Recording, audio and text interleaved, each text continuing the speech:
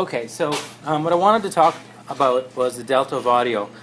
And it's something that I thought about when I approached Alex to talk about this. And I wanted to sort of bring your attention to some of the things that you can do with audio that you may not have thought of.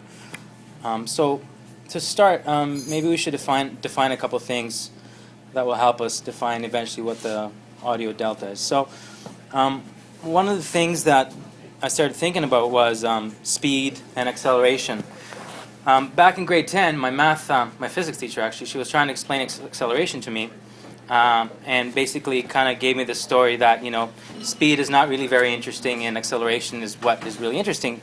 So I thought about that, and I thought, well, I don't know, when I'm on my motorbike, I go pretty fast, it's pretty exciting. I'm thinking, I'm not really sure what she's driving at. And she said, yeah, that might be the case, but if you think about it, when you're in a plane and it's going for 100 miles an hour, it's really not very exciting, is it? So I was like, I think this old lady actually knows what she's talking about. So that was, teacher 1, Yanni 0.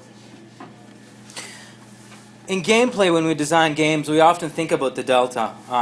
Even old games like Pac-Man put you in situations where you've got high pressure, low pressure to try to change it up so you don't feel like gameplay is monotonous. So it's something that we think about when we design, but how do we deal with it in audio? Film also deals with such things. They're usually script-driven in a film, so it's basically you want to create scenarios where, again, you're pushing and you're pulling and you're not always doing the same thing.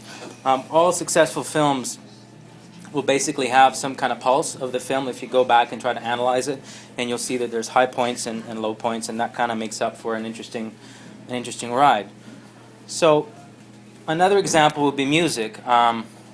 Obviously music has lots of ups and downs. There's a pulse in every song.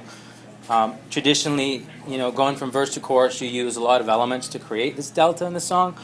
And I was trying to think of examples that are really obvious that have this, and the Nirvana album probably did its best by using extreme dynamics from verses to chorus. You may remember back then when it came out. So there's a couple of situations where we look at delta. Now, I'm going to talk a bit about how we did that in Armillo and some real-world applications that you can use for your games.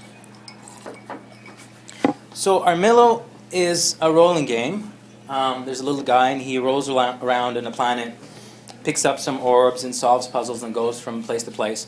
So we started originally by creating some interactive audio that helped us with the rolling. So let's see.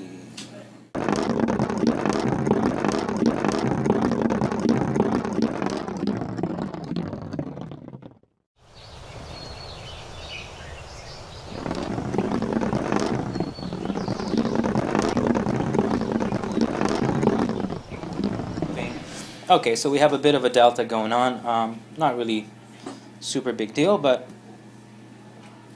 there's a bit of a change. So after a while, you play the game long enough like that, it seems interesting, and then it gets really boring because it's even the stopped to medium speed to fast isn't really enough. So what do? Well, we were trying to find ways to keep it exciting while you're doing all these puzzles, and we did what every sane developer would do. We added hyperspeed.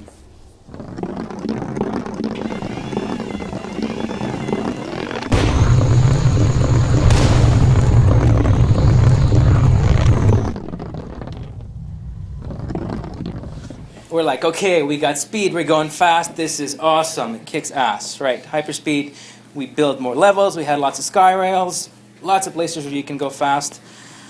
And then it kind of hit us. Back to the grade 10 teacher. Wasn't really that exciting. We basically are going fast all the time. So the annoying thing, and it was really obvious when we did this, was audio. Basically, you've got this barrage of noise that's going on.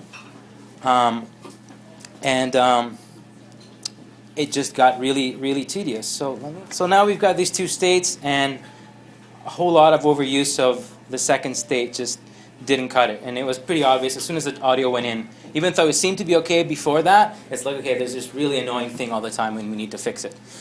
So